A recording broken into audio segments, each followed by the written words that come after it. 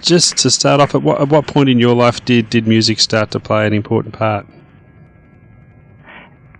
Well, let's see. At what point did I start playing guitar?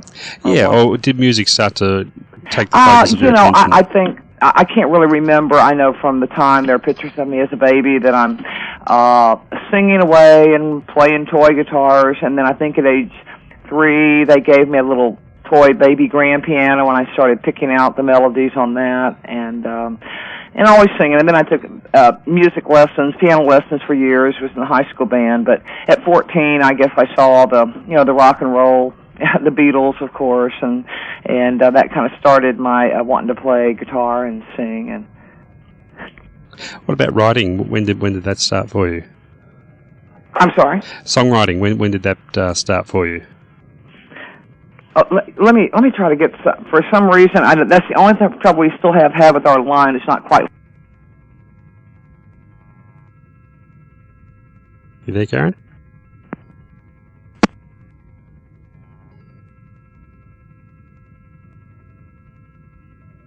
Just talking about your songwriting. When did that start to happen? So I guess really when I was about, I guess when I got the guitar, I'd written my first song at about 14, and then just started, continuing writing from there. Who were some of the first songwriters that grabbed your attention? Probably the very first were the Beatles, and then individually as songwriters. I was influenced then by a lot of the R&B artists of the time, and I guess I liked some of those songs. I, at the time, didn't know who wrote all the soul and blues songs, but anybody from Big Mama Thornton to Coco Taylor to Etta James really got into that aspect of it. Okay. Just reading your bio on your website there, it says you were married at a young age and raising kids. Was music in your career plans at that stage? I never planned on making music a career. That happened. I think if you love it, things happen to you. I got married very early, and in Texas, if you got in the family way, it was probably a good idea to get married, and that's what I did, like a good Southern girl. And that marriage lasted for about 7 years, and I got divorced, and I really didn't get to play too much because I was a mother and working full time, but. Once at 21, once I got divorced with the 2 kids, I worked and went back to college during the day, and then I would sing a lot and things like that. So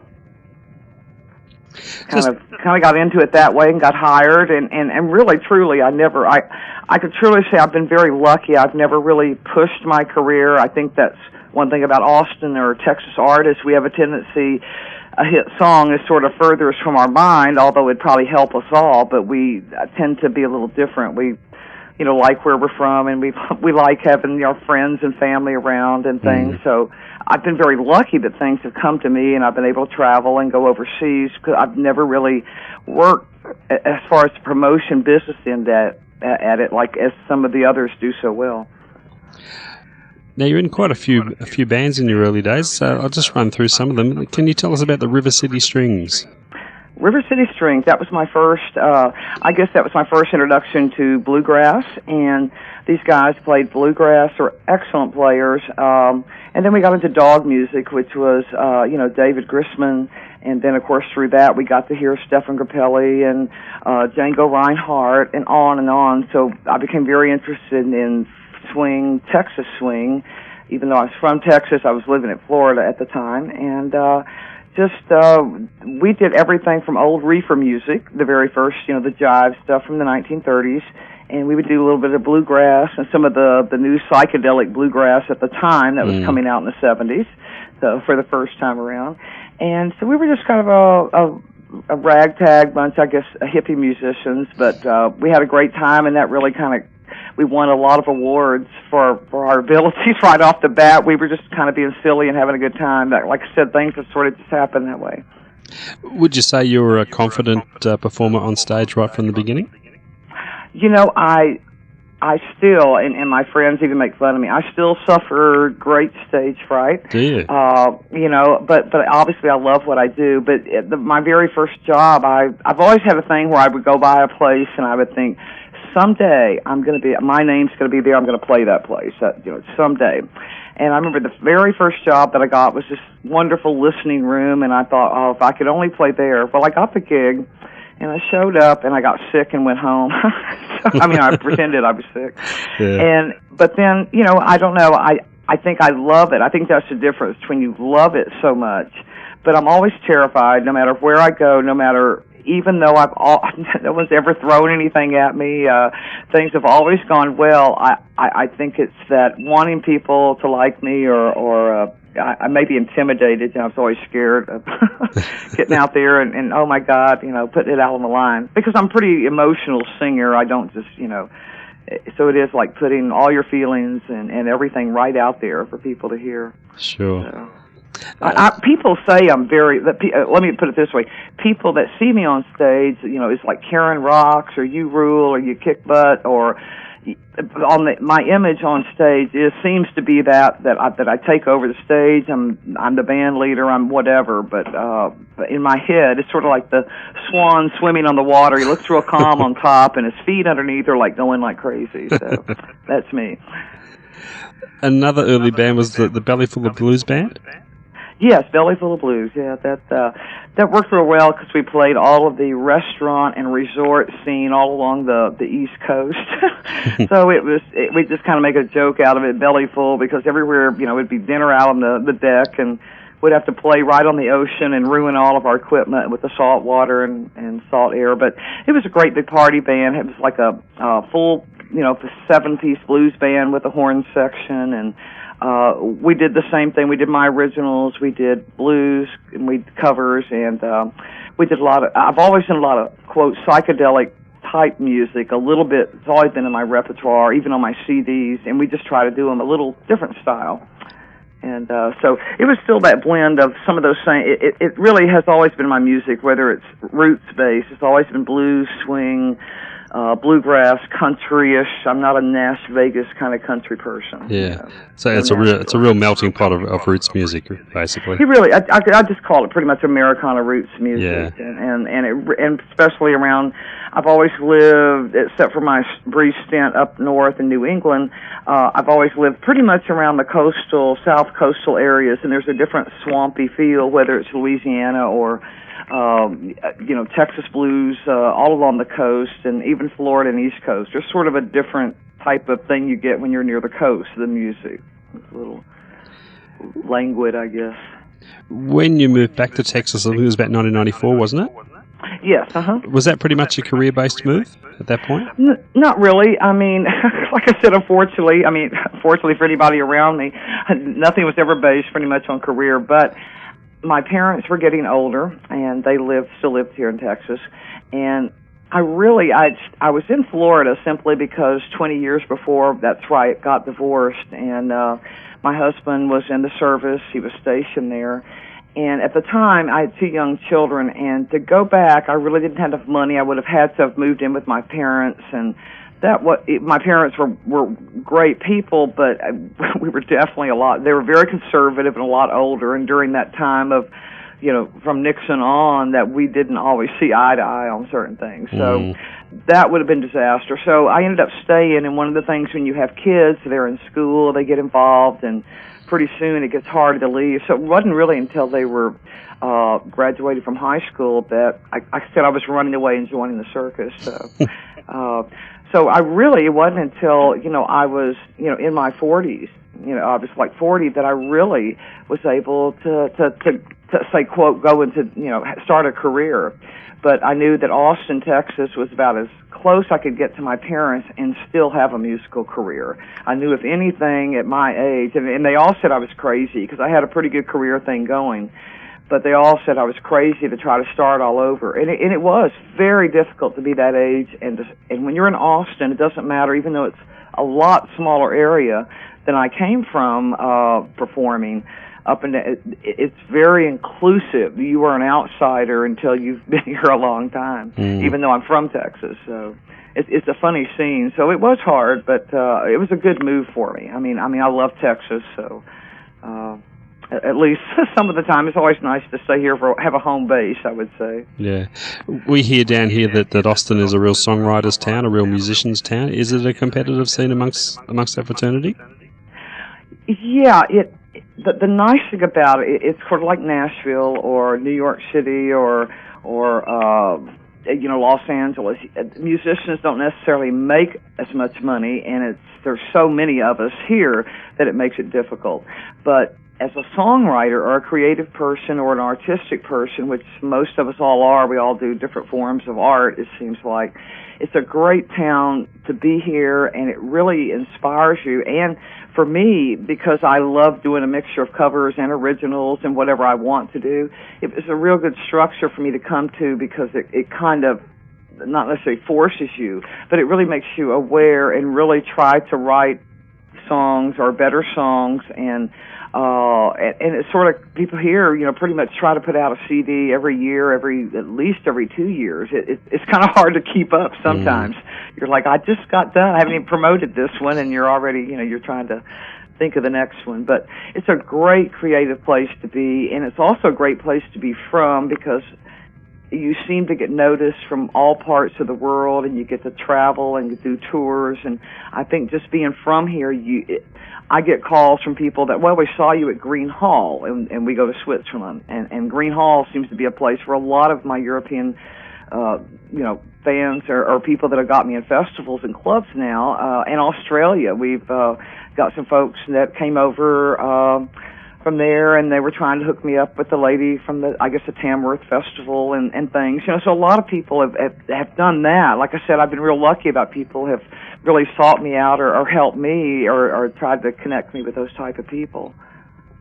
Now, when you originally got back to Texas, you got involved in a band called Red Eye, is that right?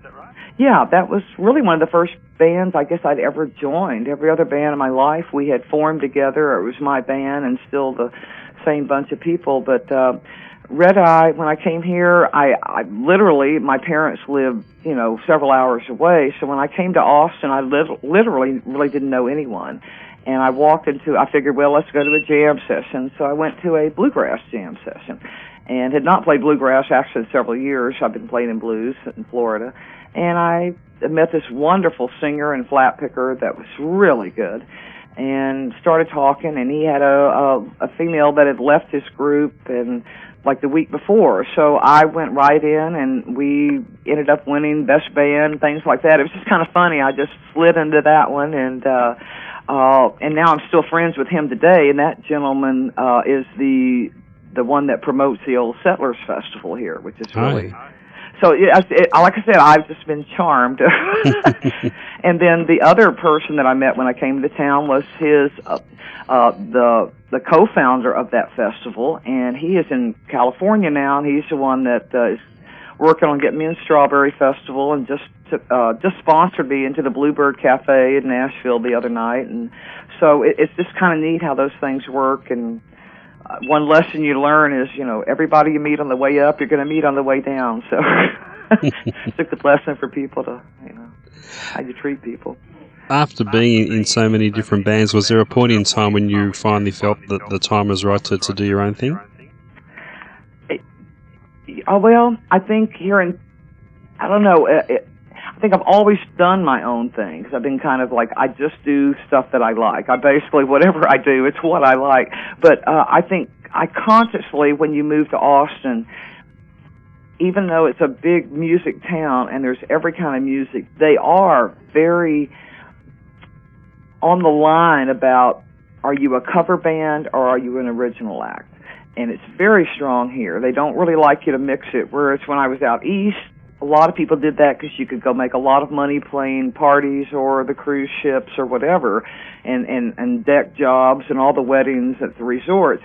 But you could also have an original career separate. But here it's a little more fine line. And so I think by moving to Austin, the good part, it did make me focus more on getting what it was that people now know that when they go see Kieran Abrams, this is what they're going to get and buy shows. So I think it evolved just from the fact that Austin sort of does lay a kind of like Nashville, it does lay sort of a little bit of a groundwork, a foundation where you should be putting out CDs. They should be your own type of act and become, specified a little bit.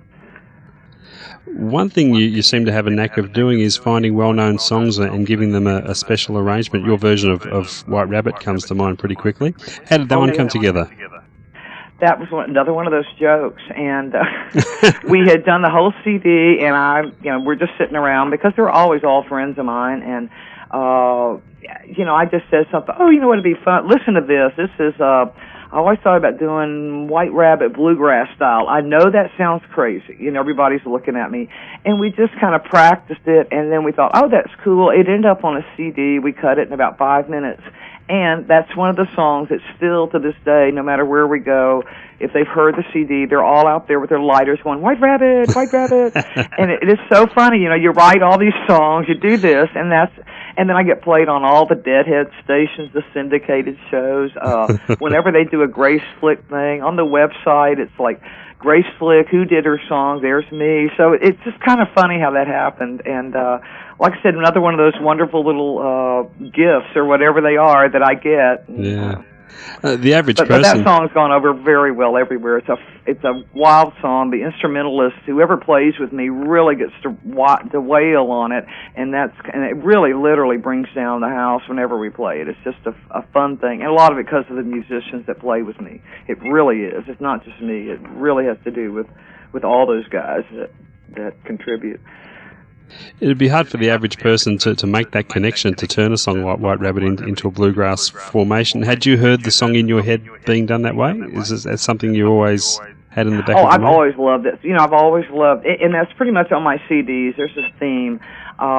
There's usually sort of a tribute to the people around that era that I really loved, and then it's like if I'm going to do it, I might as well do it a little different, such as Chrissie Hynde's Chain Gang. Back on the Chain Gang, we did it what I call Tejano reggae style, and then we would, we love Jimi Hendrix, and pretty much all of us in the band. What I love is that, like Richard Broughton on the fiddle, he always said he never wanted to be a fiddle player. He really wanted to be a rock and roll guitar player, but his parents gave him a fiddle. So we all have that music in us, which is what I love about all the guys that play. But we love Jimi Hendrix, so we do a couple of his songs. Blind Faith, Eric Clapton. There's always a few of those people that were really pivotal, and I don't play guitar, I don't think, that well, or not compared to anybody in my group, but I think I've always had a tribute to some of these people that I just love, and I love my musicians, and I usually, more so than a lot of bands, I think is what they say, is that I really allow them to just play and let them be what they do, and not too much control over them. But I think that's really the key, is to the sound, my sound. Do you enjoy the studio environment? Is the studio a comfortable place for you? I love the studio. If I had more money, and I'd be in there most of the time. I think it's really fun. It's a fun process. And I think a lot of it, because the way I write, I write a lot of times on the spur of the moment. I kind of write the CD in my head, I think, for months. And then when I'm ready to record, then it all just sort of comes out. And it drives producers crazy sometimes. But it always seems to work for us when we do it. But, it's just, I think everybody's different as far as their pattern of writing and when they decide to lay it down. Do you sometimes carry ideas for songs around with you for a while before committing them to paper? Are you a notebook carrier? Do you always... No, that's what I mean. I will literally...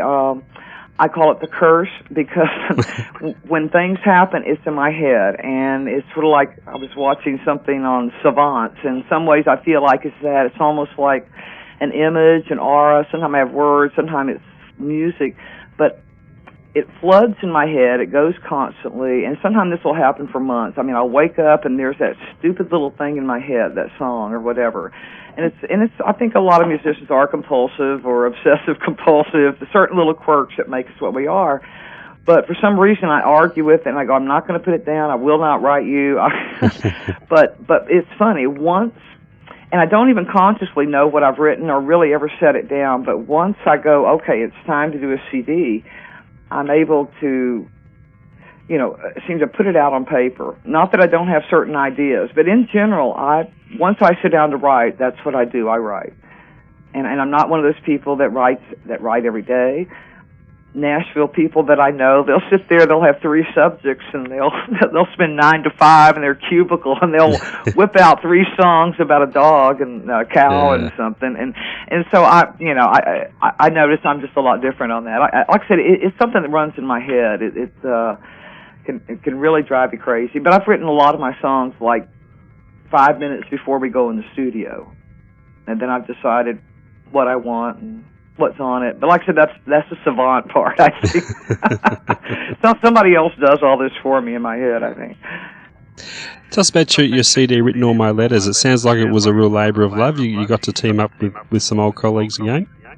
I did. Those were, and there's another one of those crazy ideas, but I had sort of like the older I get, it was like, well, we never know. We've already lost friends, musician friends here in Austin in their 40s and 50s due to cancer or other things, or using life up, too fast. But the more I thought about it, was in general, I probably would not see these old friends or musician friends of mine that many times or at all. You never know, being another part of the country. So I really thought it would be fun to take all the bands from the bluegrass, the swing, the blues bands, and the rock and roll bands, and sort of somehow put it all together as sort of a musical journey. And another thing, I figured it probably wouldn't be as commercial appealing, and the Texas-type people, or the people that love, quote, Texas music, they like seeing certain artists play on it, or certain producers from Texas. And like my last ones, they would mention who produced it and who's on it, and they love these people.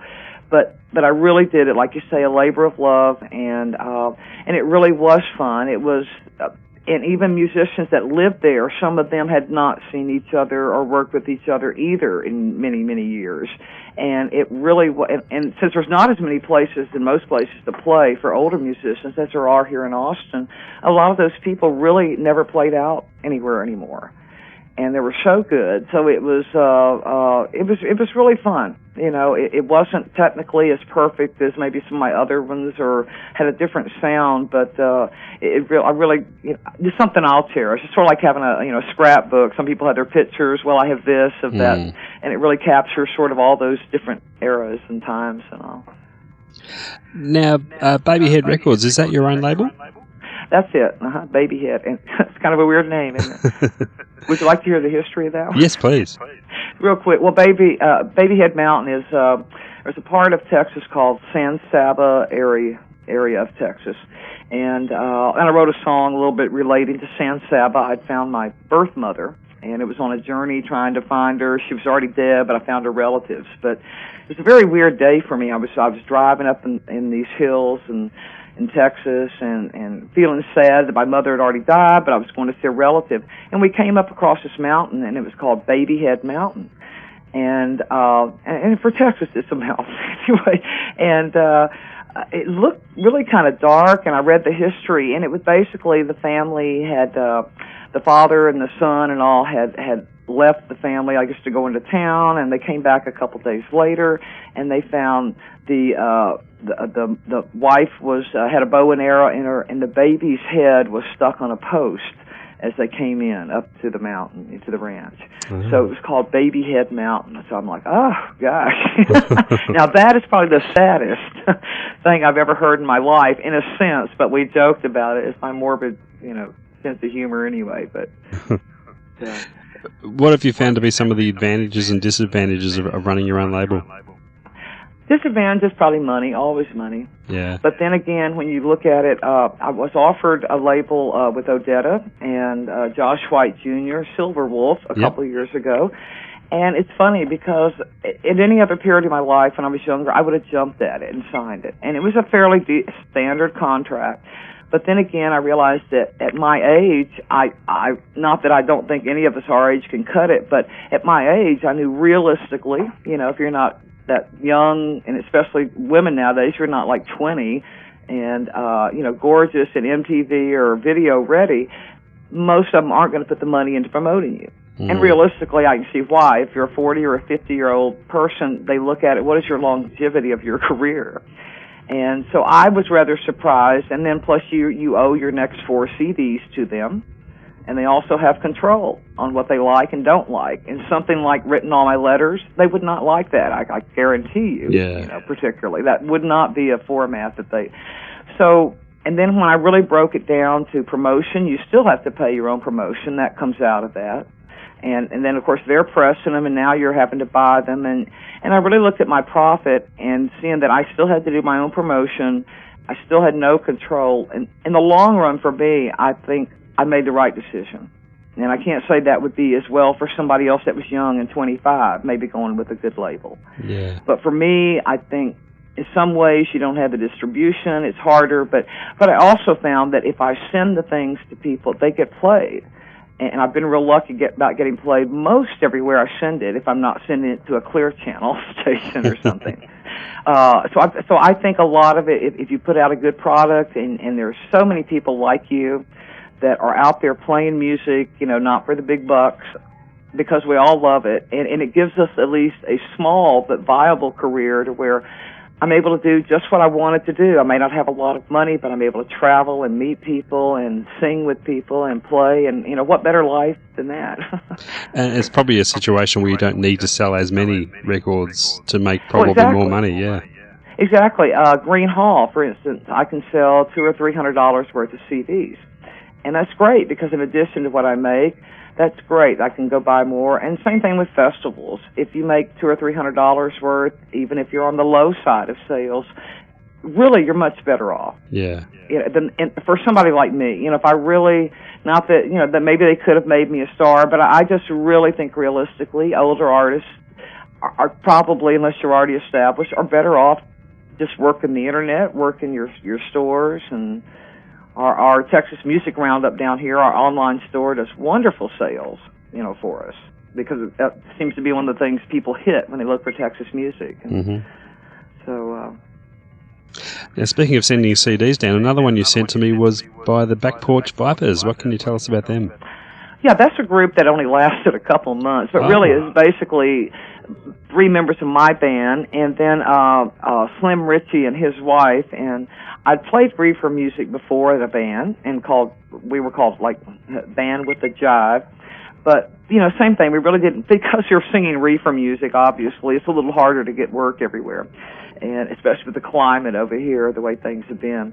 So that was just another labor of love and fun that we really wanted to do. So we put that out, but really both of us have too many things going on, and it's too hard for that many different egos to try to really kind of work it and have a band when we both have careers. But it's a really fun CD, and it won the Global Marijuana Music Awards in a couple of categories, and we're playing the High Times Festival, Cannabis Festival in Amsterdam. But the one thing about it is that when you play marijuana music, most stuff doesn't get played on any radio, for one, and but the other, they all want you to play for the cause. Yeah. You know, nobody even pays rooms. They don't pay anything. So they're like, oh, yeah, come play our festival. And you're like, oh, okay. You know, and not that, and we do a lot of that. Richard and I do lobby for medical marijuana here. We play at the federal building. We do a lot of political things. We were out at Crawford supporting Cindy Sheehan. So there's a lot of things we do, but to run around, be able to afford, you know, playing cannabis festivals everywhere for free, we really can't do that. But the only reason we're doing the High Times is because we already had a tour with Ian Matthews and all over there, and so it worked out just fine. Yeah. So the CD was always meant to be just a one-off project. Right. Yeah. Yeah. Well, actually, and we may do it, the three of us, that Chip's on keyboards, Richard's on the fiddle, and I'm, of course, on guitar and vocals. And what we'll probably do, there's hundreds of those kind of songs, and they're so much fun, and we may do another CD, you know, ourselves with just, you know, different guitar player and bass player, or still bring Slim on. It's just that as a group, we just realized we could not do it as a group. Yeah. You know, but to sell as a project, that was my suggestion. Let's just, you know, have it as a project, link it to some marijuana sites that'll sell that kind of music, and we'll take it from there. And we'll be judges at the High Times Cannabis Fest. So what's your live performance situation, Karen, these days? Are you playing solo, or do you have a band behind you? Both. Like Green Hall this Thursday, we'll have a full band, of course, at Green Hall, always do. And I do a lot of songwriting conferences, too, during the day, or, like at schools or heritage centers. I teach kids how to yodel if they're younger kids, do little projects like that. Uh-huh. And then, but I do a duo at a Cajun restaurant here, Evangeline's Cafe, or 2 or 3 piece, depending on what night. Concerts, like house concerts. I'll be doing one with Freebo that, played with Bonnie Raitt for years, the bass player. Yep.